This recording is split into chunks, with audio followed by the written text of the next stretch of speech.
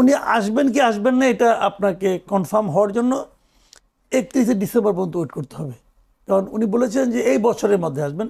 শেখ হাসিনা যে ফিরে আসবে চলতি বছরেই ফিরে আসার যে একটা ঘোষণা তিনি দিয়েছেন এনডিটিভিকে, সেই ফিরে আসাটা আসলে কতটা সহজ, বা বাংলাদেশের কারো কাছে এরকম কোনো খবর আছে কিনা যে শেখ হাসিনা খুব দ্রুত ফিরবে? না, আমি এটা বলতে পারবো না কারোর কাছে খবর আছে কিনা, গোপনে কারোর কাছে খবর থাকতেও পারে, এটা তো আর আমার বলতে পারার কথাও না। আপনার সিনিয়র সাংবাদিক হিসেবে আপনাদের কাছে কোনো সময় ফোন এটা সিনিয়র জুনিয়র কোনো ব্যাপার না ভাই, এটা উনি আসবেন কিনা উনি জানেন। তবে আপনি আমাকে আপনি আপনাকে জিজ্ঞেস করতে পারেন যে এটা আসলে সম্ভাব্য কি হতে পারে, আশাটা রাজনৈতিকভাবে কতটা গ্রহণযোগ্য হতে পারে, অথবা কি মানে এর আসার পর কি হতে পারে, এটা নিয়ে আলোচনা করতে পারেন। দেখেন, উনি আসবেন কি আসবেন না এটা আপনাকে কনফার্ম হওয়ার জন্য 31 ডিসেম্বর পর্যন্ত ওয়েট করতে হবে, কারণ উনি বলেছেন যে এই বছরের মধ্যে আসবেন। 31 ডিসেম্বরের পরে তো এই বছর থাকবে না, কাজে আসলে উনি আগামী 5 মাসের মধ্যে আসবেন। এখন প্রশ্ন হচ্ছে আসবেন কিভাবে, অথবা আরেকটা প্রশ্ন হতে পারে আসলে পরে কি হতে পারে। এখন আসলে উনি আগে একবার বলেছিলেন, কিন্তু যখন ইউনূস সাহেব ক্ষমতা ছিলেন তখন বলেছিলেন যে উনি আশেপাশে আছেন, চট করে ঢুকে পড়বেন। উনি আসতে পারেন আবার আসতে নাও পারেন, কিন্তু আসেন আর না আসেন, উনি যে কথাটা বলেছেন এটাকে আমি গুরুত্ব দিই।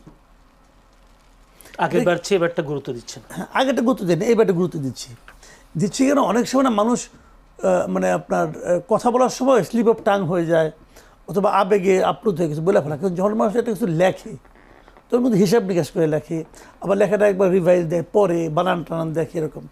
ওনার যে ইন্টারভিউটা এনডিটিভি প্রচার করেছে এটাকে লিখিত ইন্টারভিউ। আসলে এনডিটিভি ওনাকে প্রশ্ন পাঠিয়েছেন, উনি এটা লিখিত উত্তর দিয়েছেন, কাজে এটা ওনার চিন্তা ভাবনা করে বলা কথা। শেখ হাসিনার ভালো মন্দ নিয়ে আপনি যত কিছু বলেন না কেন, আমি কিন্তু শেখ হাসিনাকে মূর্খ মনে করি না। ওনার উনি মেধাবী লোক, কোনো সন্দেহ নেই এতে। একটা লোক এত অপকর্ম করছেন টানা 10-15 বছর, তাই না? একদম মানে কিছুই না বুঝলে, কিছুই না জানলে এটা পারতেন না, করছেন তো।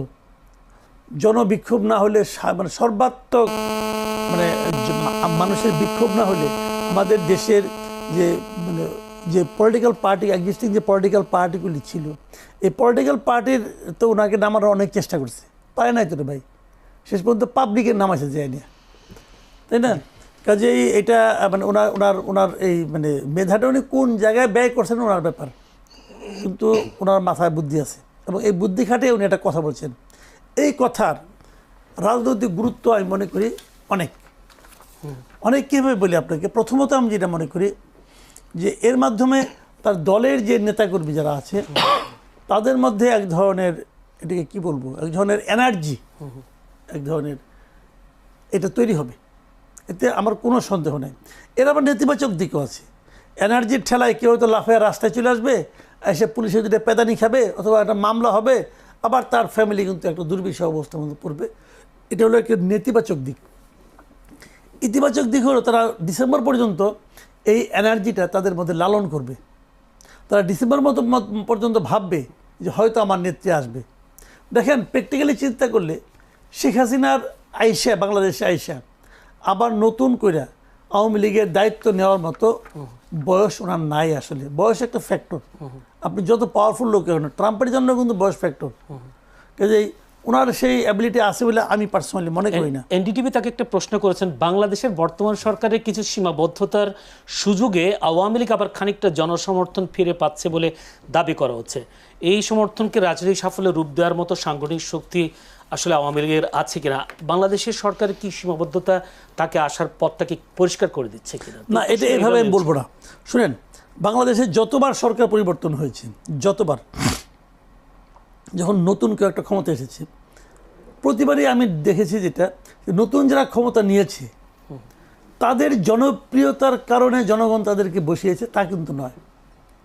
প্রতিবারই ক্ষমতা পরিবর্তন হয়েছে, যারা ক্ষমতাসীন ছিল তাদের অজনপ্রিয়তার কারণে জনগণ তাদেরকে নামিয়ে দিয়েছে।